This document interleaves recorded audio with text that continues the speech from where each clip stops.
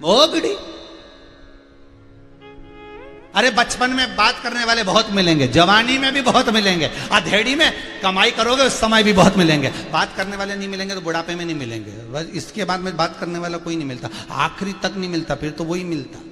वो भी बहुत अच्छी बात करता है, ईमानदारी की बात है। कभी एकांत में शंकर जी से बैठ के बात करना, बहुत अच्छी बात करेंगे, पूछेंगे आपसे क्या हाल चाल। आखिरी में भी आप शमशान की बात तो जाने, तो मंदिर में एकांत में बैठ जाओ कभी मौका मिले तो अकेले, और बैठकर एक बार बात तो करो उस देव अधिदेव महादेव से, उस शंकर से दिल की बात करो। हम यहां गौशाला पर आते हैं, एकांत में आनंद लेते लेते भगवान शंकर से पूछ लेते। कभी कभी ये चैनल वाले भी सोचते होंगे अंदर इधर शिव गुफा में चले गए, गौशाला में ये मन चित्त वृत्ति में बस उससे बात कर ली, थोड़ी देर बैठ गए, चित्त आनंद में। क्या हाल चाल है भोलेनाथ, तुम्हारा मकान बन रही है, कोई कमी हो तो बता देना। सारी सूचना देते हैं। सोमानी जी बोले हैं, आए हैं, कथा का आनंद दिला रहे हैं, तुम देख लेना हो, मकान बना रहे हैं। और भी तुमको कुछ चीज चाहिए हो, सोमानी जी यहीं हो, बता देना। शंकर ओ घड़ी एक एक उससे कुछ मत छुपा, दिल की सब कह दो, सब कह दो।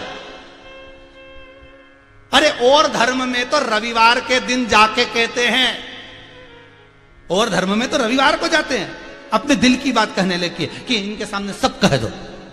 और हमारे धर्म में तो हम रोज ही कह दो शिव जी से, वो एक दिन के लिए नहीं, माता पिता तो रोज के लिए होते, दिल से कह। और भगवान ने तारकाक्ष, विदुम्माली और कमलाक्ष की तीनों के प्राणों को हर लिया। शिव जी बड़े नंदी का रूप रख कर आए थे, उनका शीश कमलाक्षकी ने काटा, नेपाल में जाकर गिरा, पशुपति नाथ बन गए भगवान। भगवान शिव पशुपति नाथ, पशुपति नाथ शंकर बनकर विराजित हो गए। आनंद हो गया, केदारेश्वर के रूप में शिव का आदर धड़ हो गया। तीनों राक्षसों का संहार कर दिया मेरे देवाधिदेव महादेव ने। आनंद में अलमस्त होकर शिव बैठे, शंकर बैठे। फिर निवेदन, शिव जहां एकांत में हो, शंकर जहां अकेला हो, वहां थोड़ी देर बैठना। अभी तो ये कुबेरेश्वर धाम में किसी को आने की अनुमति नहीं, कोरोना महामारी के कारण, लॉकडाउन के कारण। जब बाबा कृपा कर दे, ये कोरोना महामारी समाप्त हो जाए, लॉकडाउन हट जाए, उसके बाद। और अभी तो बाबा बैठे ही नहीं है, जब बैठे एकांत में तब आपको मौका मिले, और अंदर जाकर जब बाबा के मंदिर में आप एकांत में कुछ क्षण बैठो, कुछ क्षण जब बैठोगे तो आपके दिल की बात आप बाबा से कह सकोगे। बाहर की कोई चीज आपको दिखेगी ही नहीं। मां ये कुबेरेश्वर जो मंदिर बन रहा है, इसमें बाहर का कुछ नहीं दिखेगा। आप अंदर एक बार चले गए ना, तो उसमें ना तो खिड़की है ना झरोका है। बस एक बार अंदर जाके बैठ गए तो बस भोलेनाथ है तुम हो, पार्वती जी है, गणेश जी है, कार्तिक है, नंदीश्वर है, तुम हो। और अपने दिल की बात सब कह दो, बाबा से सब निवेदन करो, कोई नहीं उस बीच।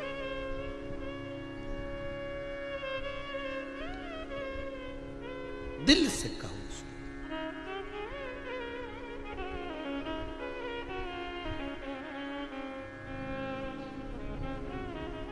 लगन तुमसे लगा बैठे, जो होगा देखा जाएगा। तुम्हें अपना बना बैठे, जो होगा देखा जाएगा। शिव ओघड़ी, दानी, दातार, शंभो, त्रिलोकी का नाथ विराजमान। समय आया, तारकाक्ष, विदुम्माली, कमलाक्ष की सब समाप्त हो गए। शिव भगवान भोलेनाथ आनंद में विराजमान थे। समय आता है आगे, देवता और राक्षसों ने मिलकर मंथन किया, और उस मंथन में अमृत जो निकला, उस अमृत को देवता सब बांट रहे हैं। भगवान मोहिनी स्वरूप धारण कर आए। इसीलिए आज की एकादशी है मोहिनी एकादशी।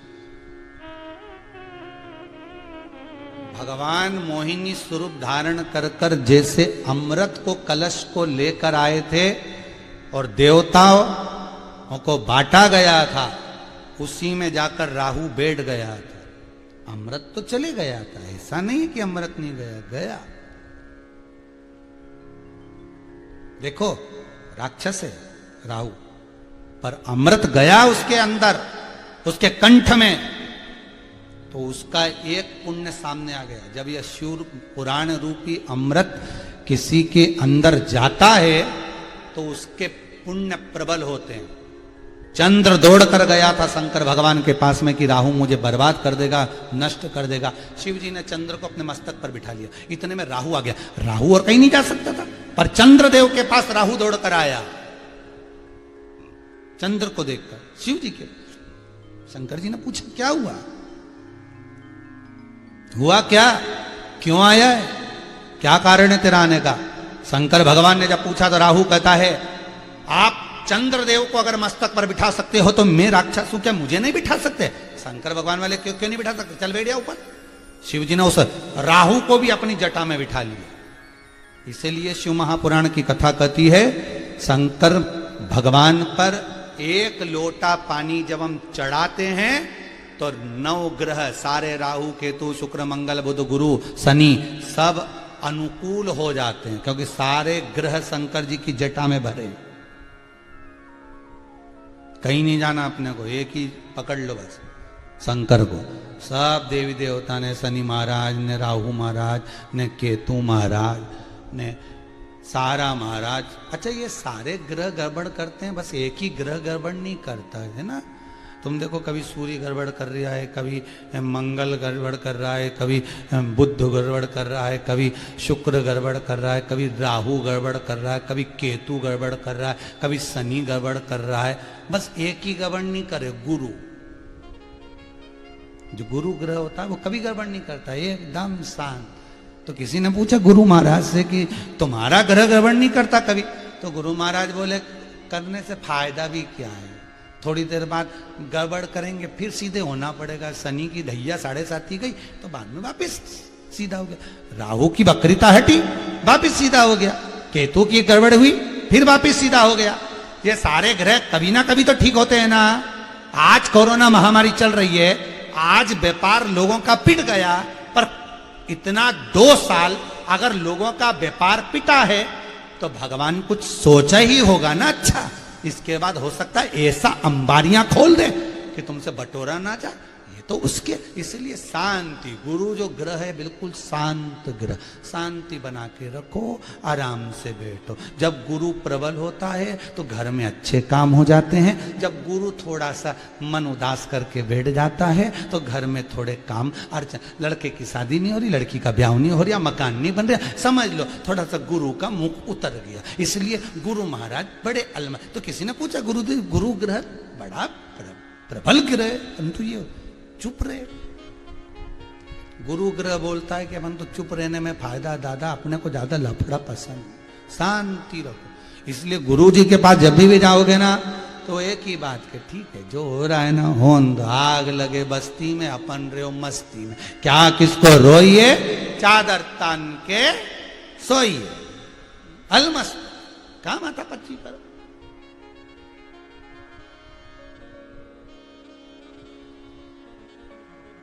क्या मतलब उससे,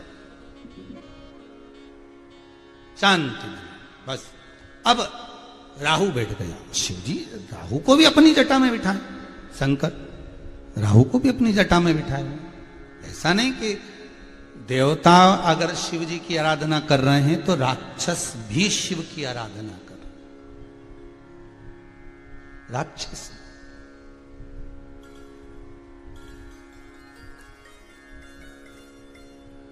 उत्तराखंड से कोई भाई कहाँ मिलने आया था, ध्यान नहीं, शायद दुर्गापुर या कहीं कथा में मिलने आया था। वो बोल रहे थे कि आपने बोला है कि एकांत में जो शिवलिंग है उसका पूजन करो। हम एक जंगल में जाकर एक शिवलिंग था, उस पर कोई पानी नहीं चढ़ाता था, वहां कोई जाता नहीं था, बहुत गंदगी थी। हम वहां जाकर सफाई कर कर पूजन करने लगे। तो उस व्यक्ति ने शायद, अगर वो कथा सुन रहा होगा तो उससे कहेंगे कि कल अपना फोटो और जो लीला वहां पर दर्शन करी है उसका फोटो दे। तो उसने बताया कि जब से शंकर पर हमने जल चढ़ाया, वहां सफाई कर दी, तब से वहां पर एक हाथी आता है और वहां बैठकर शंकर का अनुमोदन कर कर चला जाता है। पर वो दिखता नहीं है, परंतु वो जो उसके चरण के चिन्ह और वो जो गंदगी कर कर जाता है, वो सब चीजें अर्थात उसकी नजर आती। तो मैं कहूंगा, अगर वो कथा दुर्गापुर आए थे वो कथा में, तो अगर वो कभी अपना फोटो जरूर, अपन कहते हैं कि मनुष्य भगवान का भजन कर रहा है, पर शिव महापुराण की कथा कहती है शंकर का अनुमोदन केवल देवता नहीं, शंकर का अनुमोदन केवल मानव नहीं, शंकर का अनुमोदन तो पशु और पक्षी भी करते हैं, पशु और पक्षी भी करते हैं।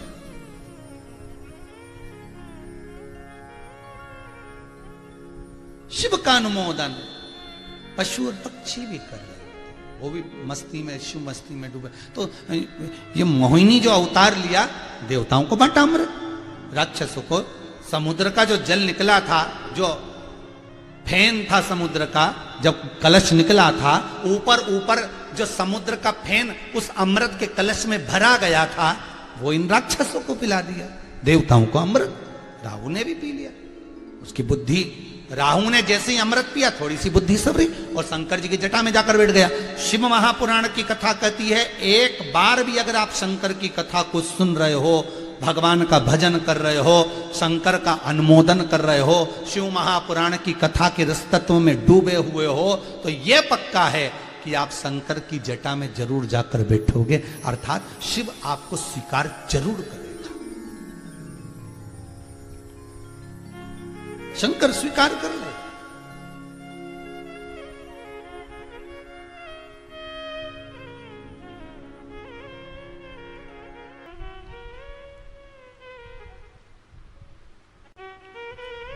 कंठ में विष है।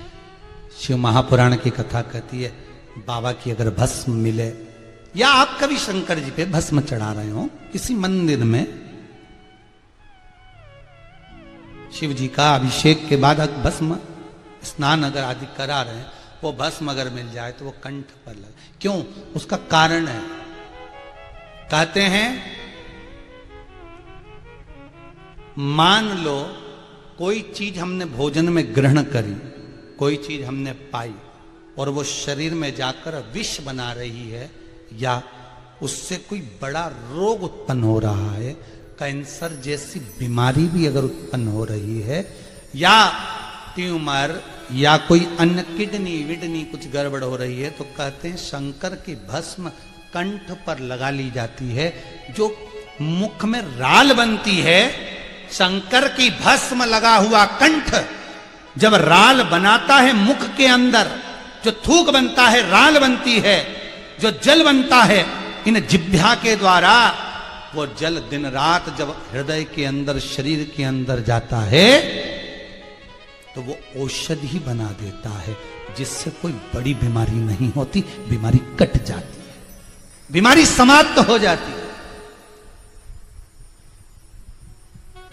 हो गई बड़ी बीमारी तो आप भस्म लगाओ, कंठ पर भस्म लगाना चालू करो और फिर जांच कराओ, फिर चेकअप करवाओ, फिर भले आपकी रिपोर्ट कहीं पर भी जाए, पर कंठ पर भस्म लगाओ, कंठ पर भस्म। एक बेटी ने प्रश्न करा है कहीं मंडी दीपादिक से, तो उसने कहा है गुरुजी गले में कुछ प्रॉब्लम हो रही है, कहीं कुछ गांठ हो रही है कहीं, तो मेरा निवेदन रहेगा कुछ दिन बाबा की भस्म बुलवा ले, महाकाल राजा की, काशी विश्वनाथ की भस्म बुलवा, और उस भस्म को आप जल में चाहो तो गीला कर लो, चाहो तो गंगा जल अगर हो तुम्हारे घर में तो उसमें गीला कर कर बाबा की भस्म को हथेली पर लेकर उसको कंठ पर जहां प्रॉब्लम जहां, तो वहां त्रिपुंड बना ले कि मेरा शंकर मेरे कंठ पर बैठा है, अब औषधि वो देगा। अब औषधि वो देगा।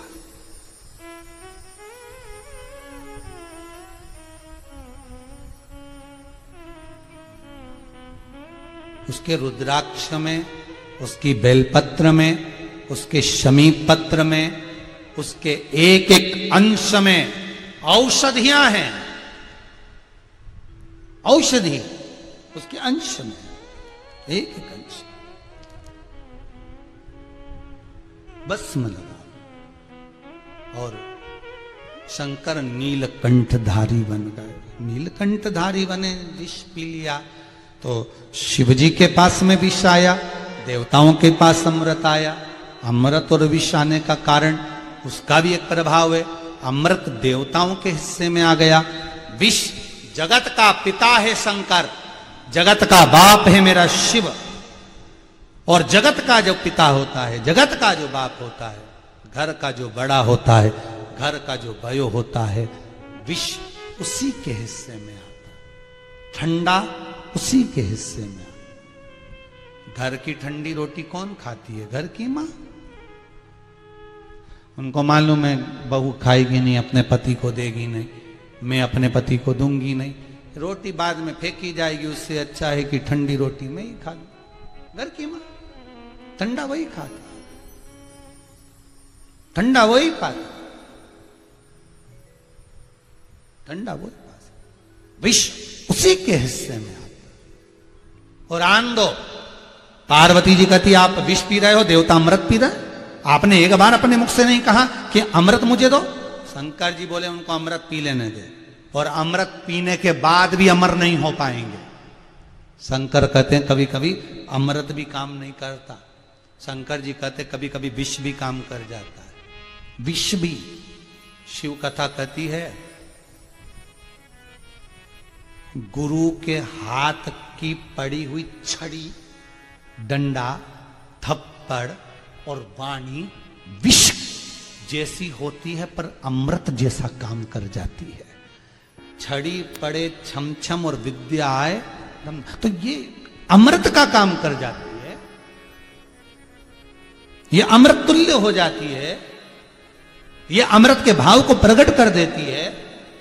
तो फिर क्यों ना शिव कह रहे हैं मेरे कंठ में जो विष भरा है ये अमृत तत्व है, ये कोई साधारण नहीं। ये देवता अमृत पिए तो हमारे भाग्य में जो मिला होगा हम वो पिएंगे, और पिएंगे तो उसका सुख ही दूसरा होगा, उसका सुख दूसरा होगा।